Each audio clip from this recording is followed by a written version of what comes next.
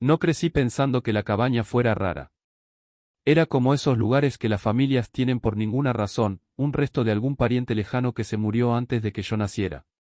Solo íbamos en verano, usualmente un fin de semana o dos, y aún así los adultos actuaban como si el lugar fuera más problema que otra cosa.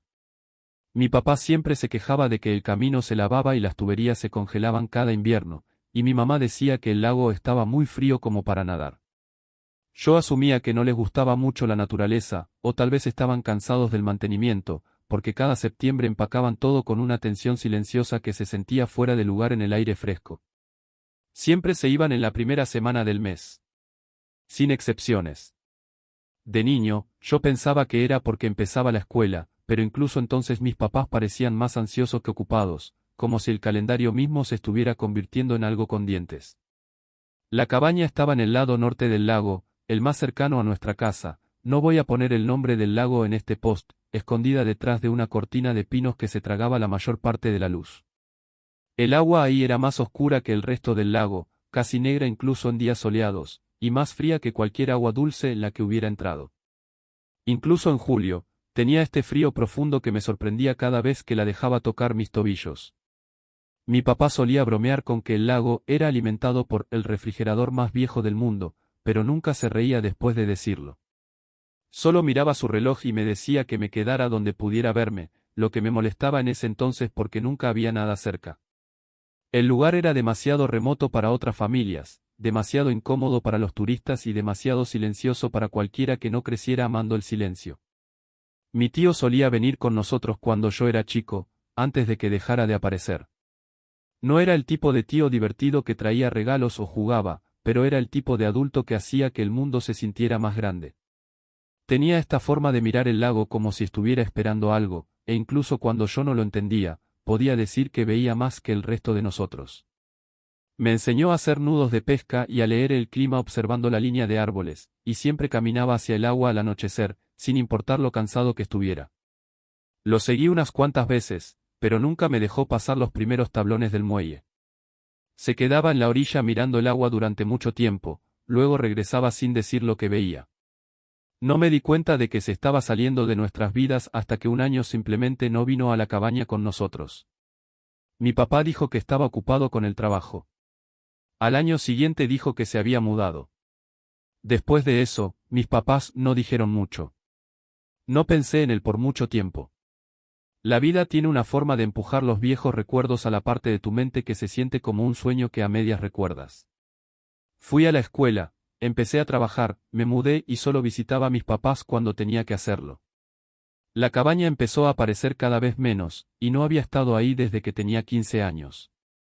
Todo el lugar se desvaneció en la nostalgia hasta el mes pasado, cuando pasé por la casa de mis papás para pedir prestada una caja de herramientas y encontré algo atascado detrás de la llanta de repuesto en el garaje. Era un cuaderno de cuero hecho mierda con el lomo agrietado y tierra incrustada en los pliegues, el tipo de cosa que alguien lleva a todos lados por años. No había nombre en la portada, pero supe que era de mi tío en el momento en que lo recogí. La forma en que escribía sus fechas, números chiquitos en la esquina superior derecha, apareció en la primera página.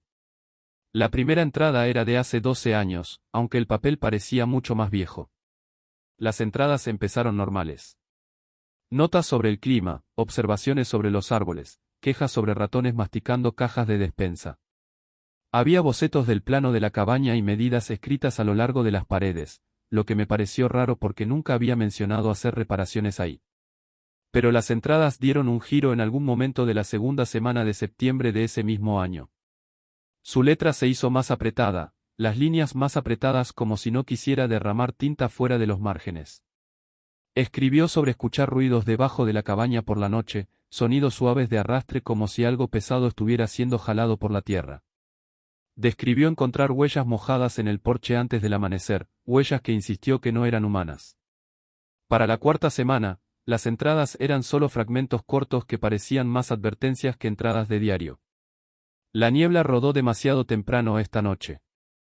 No te quedes después del atardecer. Algo rozó el muelle de nuevo.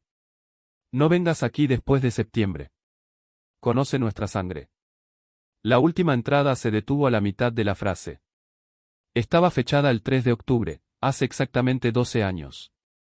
Volvió a subir por el agua esta noche. Creo que me vio esta vez. Creo. La pluma se clavó en la página, dejando una hendidura que se desvaneció en la nada. Debo haber leído el diario 3 veces antes de que el sol siquiera se pusiera esa noche.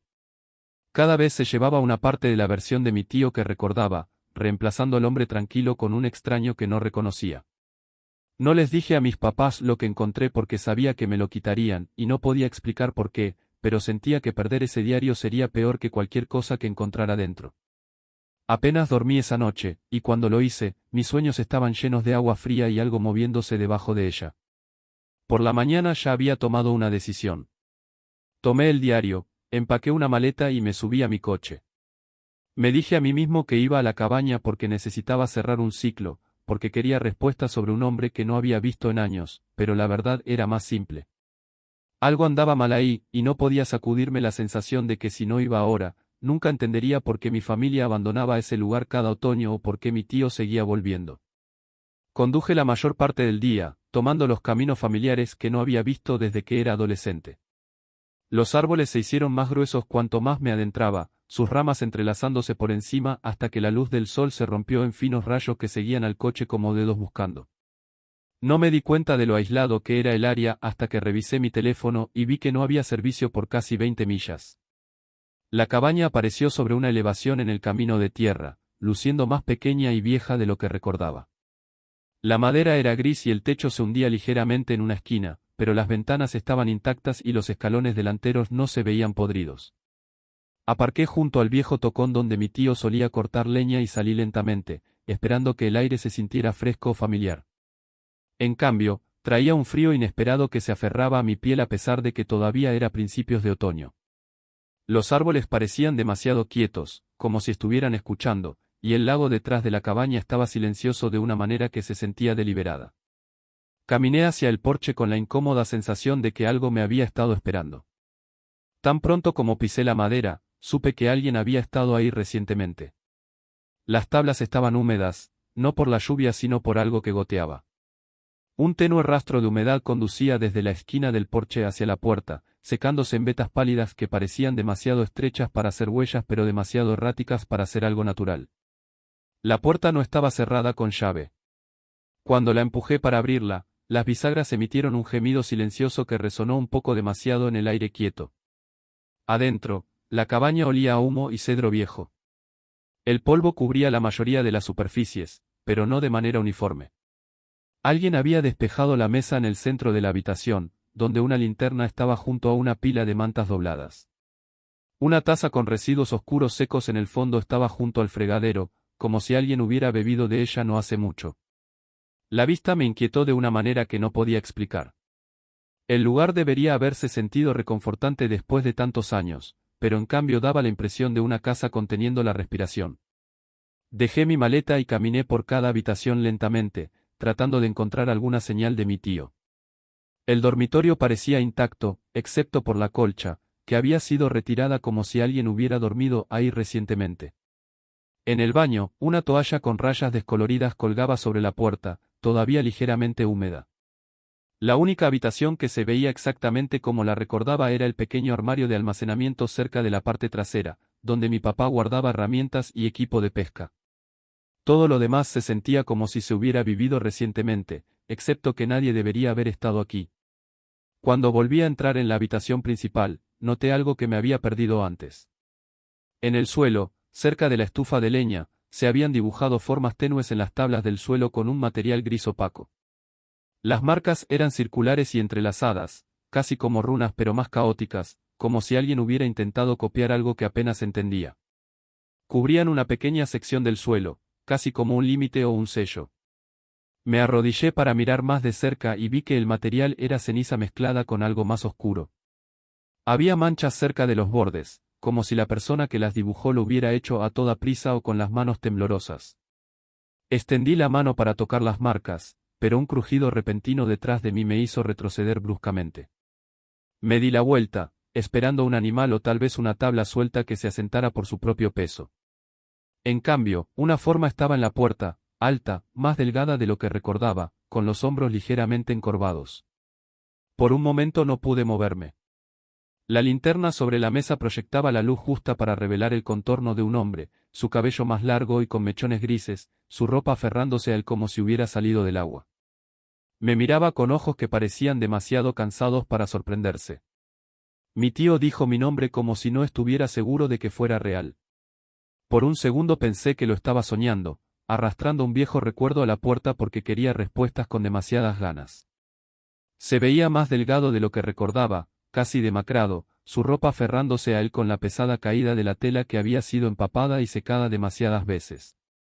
Sus mejillas estaban hundidas, sus ojos más oscuros, como si algo detrás de ellos se hubiera desgastado hasta su último hilo. No se movió hacia mí, no parpadeó, ni siquiera cambió su peso.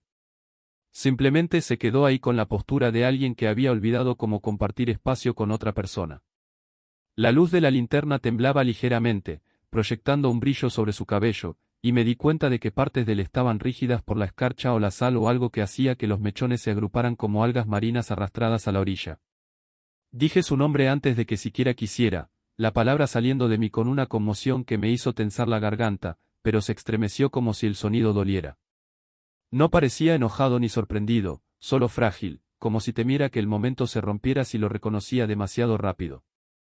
Mi mente se apresuró a buscar las preguntas habituales, dónde había estado, por qué se fue, cuánto tiempo había estado en la cabaña, pero el silencio entre nosotros hizo que cada pensamiento se sintiera microscópico en comparación con el peso que presionaba contra las paredes. La cabaña se sintió más pequeña con el parado ahí, el aire demasiado quieto, la temperatura bajando casi imperceptiblemente como si algo lo hubiera seguido. Tomó una respiración, superficial y desigual, el tipo de respiración que alguien toma cuando no ha hablado en voz alta en mucho tiempo. No deberías estar aquí, murmuró, con la voz baja y ronca, lo suficientemente baja como para que pareciera sacada de lo más profundo de él. Las palabras no sonaban regañonas ni duras, sonaban asustadas. No de mí, sino por mí. Su mirada se dirigió al suelo, luego a las ventanas, luego hacia el lago como si estuviera comprobando si algo se había colado detrás de mí. La forma en que movía los ojos me hizo erizar la piel, no era el escaneo frenético de una persona paranoica, sino la vigilancia practicada de alguien que había vivido con una amenaza el tiempo suficiente para memorizar su ritmo. Cuando dio un paso adelante, las tablas del suelo crujieron bajo un peso que no era enteramente suyo, un crujido demasiado profundo para un solo paso. Notó mi reacción y se detuvo de inmediato, apoyando una mano en el marco de la puerta como si se estuviera estabilizando. Sus yemas dejaron tenues manchas de humedad contra la madera. Necesitas irte, susurró de nuevo, pero más bajo, como si estuviera tratando de no despertar algo que dormía en las vigas. Sentí una onda fría que me recorrió los brazos, la misma sensación que solía tener de niño cuando el agua del lago me llegaba a las rodillas, una advertencia instintiva de que el frío no provenía del clima. Me obligué a mantener la voz firme mientras le preguntaba qué le había pasado, esperando que me mirara, que ofreciera algo humano en respuesta, pero en cambio su mirada se dirigió a las cenizas en el suelo. Su expresión se tensó. Eso no es para ti, dijo, con la voz apenas audible. Esas lo mantienen fuera. Señaló las marcas, las espirales y trazos que de repente parecían menos arañazos frenéticos y más un mapa que alguien había copiado de un lugar que nadie debería visitar. Mi estómago se retorció, no por las palabras en sí mismas, sino por el énfasis que puso en ellas, como si la forma del mundo se redujera a ese único pronombre. Le pregunté qué era, y por primera vez sus ojos se encontraron directamente con los míos. Era como mirar una reflexión proyectada por aguas profundas, distante, distorsionada y que transportaba algo pesado bajo la superficie. Necesitas irte antes de que oscurezca, dijo, con la voz quebrada. Ya no puedo detenerlo. Quería creer que era inestable, o que estaba traumatizado, o que sufría años de aislamiento, pero algo en la habitación se resistió a esa explicación. El frío no se desvanecía. El aire se sentía espeso, como aliento empañado incluso sin exhalación. Y en algún lugar debajo de las tablas del suelo, en lo profundo de la cabaña donde los pilotes se encontraban. Con la tierra, escuché un sonido tenue y deliberado. Un arrastre. Un tirón lento. Algo moviéndose lo suficiente como para dejar que el conocimiento se asentara de que no estábamos solos. Mi tío se puso rígido, con los hombros levantados, la cabeza girando hacia la pared trasera con un temor tan practicado que parecía casi rutinario. Cuando volvió a hablar, fue un susurro solo para mí. Recuerda la sangre.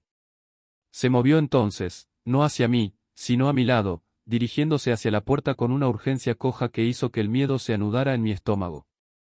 Me agarró del brazo con un agarre que se sentía más frío de lo que su piel debería haber estado. Si te quedas, dijo, apenas formando las palabras, saldrá del agua de nuevo. Siempre lo hace cuando la familia regresa. Antes de que pudiera responder, un suave golpe resonó desde debajo de la cabaña, luego otro, seguido del inconfundible movimiento de algo trepando. Los ojos de mi tío se abrieron, las pupilas dilatándose de una manera que lo hacía parecer momentáneamente salvaje de terror. Me empujó hacia la salida con las manos temblorosas. Sal del porche, susurró, con la voz deshilachada. No dejes que vea tus pies. Y entonces el suelo de la cabaña crujió de nuevo, lento, buscando, como una palma mojada arrastrándose hacia arriba. Tropecé fuera del porche, casi tropezando con las tablas deformadas, con el corazón latiendo tan fuerte que pensé que podría estallar en mi pecho. El frío en el aire no era solo frío, sino que me presionaba, invasivo, como si la niebla misma tuviera masa, y el sonido de debajo de la cabaña se hizo más agudo, más húmedo, más deliberado. Cada golpe traía un eco arrastrado y gorgoteante, un ritmo que no pertenecía a nada natural. Mi tío no se movió detrás de mí, no gritó mi nombre. Estaba congelado en su lugar, mirando las sombras que se extendían a lo largo del borde de la cabaña como zarcillos negros. Podía sentir el peso de su miedo sin que necesitara decirlo. Entonces lo vi. El primer vistazo fue breve, una sombra que se separaba del musgo en la parte superior del lago mientras se dirigía a la orilla, moviéndose con una gracia enfermiza que ningún animal debería poseer.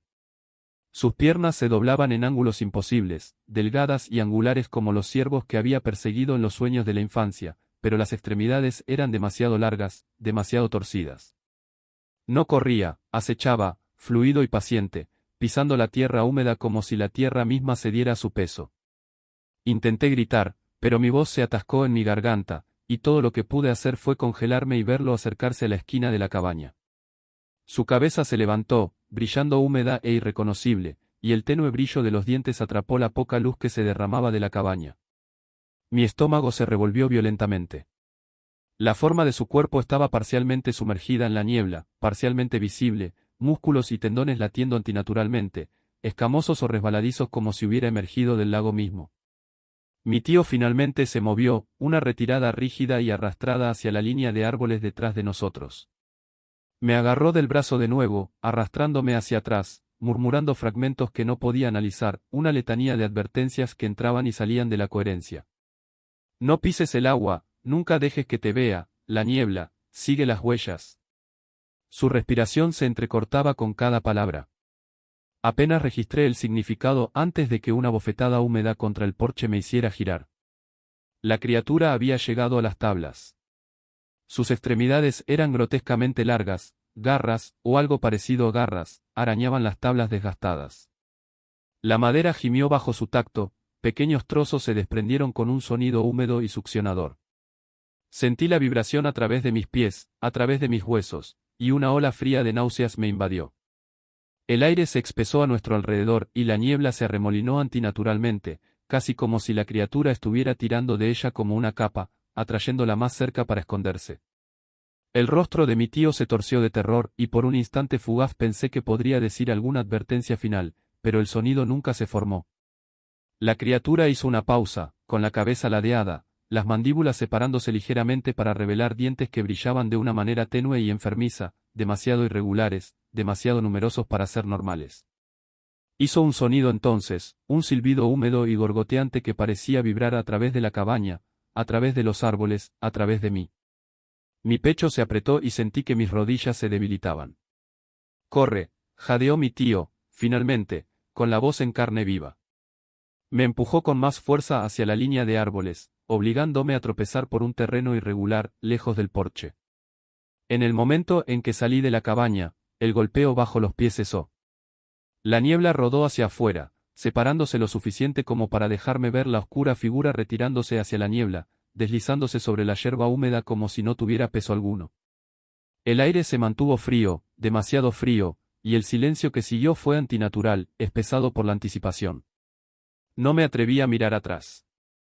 La mano de mi tío se deslizó de la mía, y desapareció en la línea de árboles casi de inmediato, dejándome de pie solo en el suelo húmedo y tembloroso, aferrándome al cuaderno que ni siquiera me había dado cuenta de que había conservado conmigo. No paré de correr hasta que llegué al borde del bosque donde el camino se curvaba de regreso a la carretera principal. Incluso entonces, podía sentirlo en mi visión periférica, la niebla persistiendo como si estuviera viva, enroscándose alrededor de los troncos de los árboles como si esperara que bajara la guardia. Estoy publicando aquí porque no sé qué más hacer. Estoy en un motel al costado del camino, demasiado lejos del lago para verlo, y no puedo dejar de pensar en lo que vi en la cabaña. El lago, las huellas, las marcas en el suelo, mi tío, y algo más, algo en el agua que no debería existir. No sé qué es ni qué quiere, pero es paciente y me conoce. Estoy escribiendo esto mientras todavía está fresco, antes de intentar dormir, porque necesito que alguien, cualquiera, sepa lo que está pasando.